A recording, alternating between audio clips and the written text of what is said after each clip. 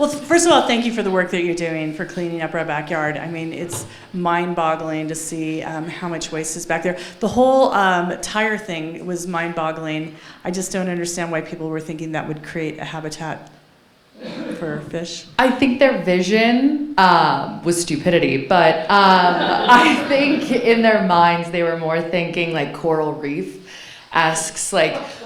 I actually don't even like telling people that story because I don't want to give people ideas. Yeah. I also think that access to Convict Lake created an easier like dumping ground. We at the end talk about working with the community. I've been working with the community here to create a fund to help people recycle their tires through. It's not waste management here. It's waste. Something. One that's out. Yeah, it's right there. Yeah, it's actually $56 to recycle a tire here in Mammoth. Yeah, so I see why because some of those tires did not look very old. No. So I kind of started working with local businesses to create a fund. So if you could show your economic status, the fund would pay to have your tire recycled because 70 in 5 days is more than I've ever seen. Yeah, that's crazy. And so where are you getting your funding from to continue this project? And how did you get the funding from the beginning to start it? Great question. People like you. So I'm actually based in Lake Tahoe. We primarily clean Lake Tahoe year-round, different depths, but we wanted to expand. And we expanded to the Eastern Sierras about 4 years ago. And we worked with Mammoth Lakes Tourism and Mammoth Community Water District. So they funded us for a 4-year contract. We're coming on our last year this summer. And then we actually work with local businesses. So we throw a big party every year and we get the community involved and then they own a piece of it and they come out and they volunteer. We're 99% volunteer based.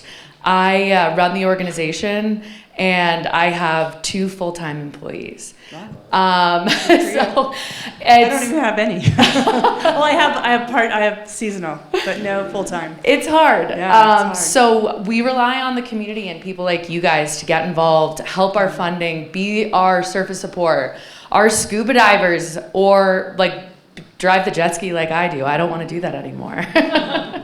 Is scuba diving in a lake different from, do you have to have different kind of technique or? It is very cold.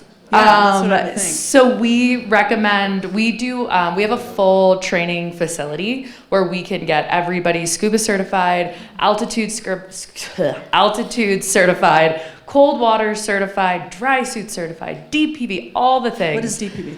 It's those scooters, they're underwater scooters. So they kind of help speed up the divers. We're actually learning that they're slowing us down because they're fun. But it's honest. Yeah. But so it's like it is very different, especially here in Mammoth. So a cap of altitude for recreational, we're environmental diving, but it's just a fancy word for recreational diving, is 10,000 feet, which we actually hit the brink on last year when we did McLeod. So it's kind of like we're cowboys. We know what we're doing, but we're doing things, we're pushing the limits and we're doing things that nobody's done before. That's kind of cool. So it's really cool. We're learning a lot and like we're teaching the scuba diving community a lot and like showing them that like sky's the limit. Let's keep going. Yeah, that's interesting. Do you have any, Jill? So you did our community coffee, right? I did. We're doing that was like, do you know of other organizations that are doing it, or are you guys kind of really original? Because I remember reading about it when we started doing Lake, and it was like, wow, I can't believe someone's doing it. I don't think anybody else is stupid enough to do what we're doing. I actually don't know of anybody else that's doing what we're doing, and we're actually working with the Global Alliance program, which is helping veterans once they come back get jobs and not put back in society, but like create opportunities. So we have spread to Minnesota, We have done work in Minnesota. I am from Ohio, and I had my local dive shop just hit me up. They want to start cleaning out there. So what's really neat is like, you know, I'm a collaborator. Take my IP, take all the science that I've done to build this out. It's not mine. It's for everyone. Let's like copy carbon this all over, and I'm here to help. Like I would love to open a Mammoth office. I'm here too much already. How would you advise people reach out to you if they are looking to volunteer or trying to get more involved in what you're doing? Yay, Jenny at cleanupthelake.org. Our website has all my contact on it. My cell phone's on there. And then I will set you up with like getting on like our specific mailing list for your region. I can give you guys some dates on what we're doing up here this year. We are doing from August 8th through the 15th. We will actually be at Twin Lakes in Bridgeport. Really excited about that one. Very cold. And then this too cold for me. It's actually going to be like mandatory dry suit out there. So the last time I dove was last month, and it was snowing, and it was 40 degrees. It was miserable.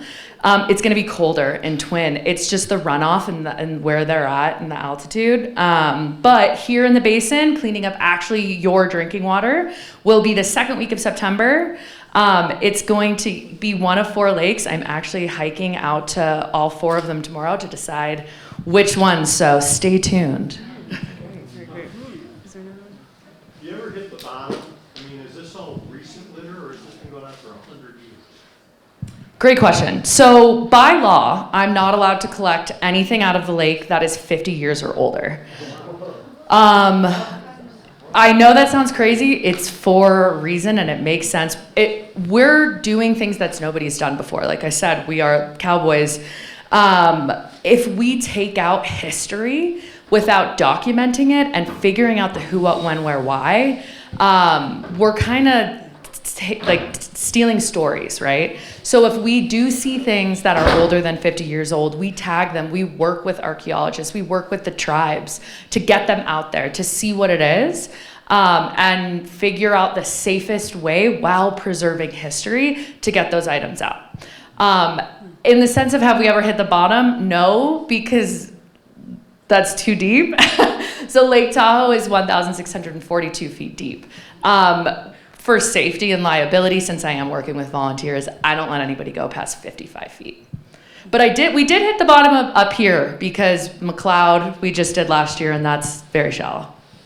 Interesting. I'll take one more. So you're based out of Tahoe, you're doing Donner Lake, Process, Stampede, all those lakes? We have done all those lakes. We have done Donner twice. We did our same thing as Tahoe. First circumnavigation was at 0 to 25 feet, and then we did a deep dive from 35 to 55 feet. We've done Stampede, didn't get much. We did Boca. We did.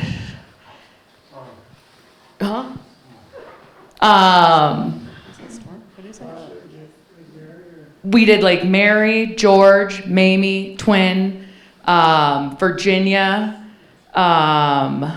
So many. We've hit most of them. Tim Crowley. We have not done that one because there's a big issue with like Folsom Lake, Powell, and there is Twin, because we didn't technically scuba dive it. There is something called algal blooms. They're hazardous algal blooms. I really want to dive silver, but I can't. I have to send a rover. I'm not going to put somebody in water that's toxic. So that's why this year, big part of my work is focusing on aquatic invasive species stewardship education here in the community, clean, drain, dry, really letting people know about the importance of clean, drain, and drying, especially here because you're booping and bopping from lake to lake to lake, and we want to keep your lakes clean, and so I can also keep cleaning them. Great. Well, thank you so much for all that you do. Thank you guys. Thank you.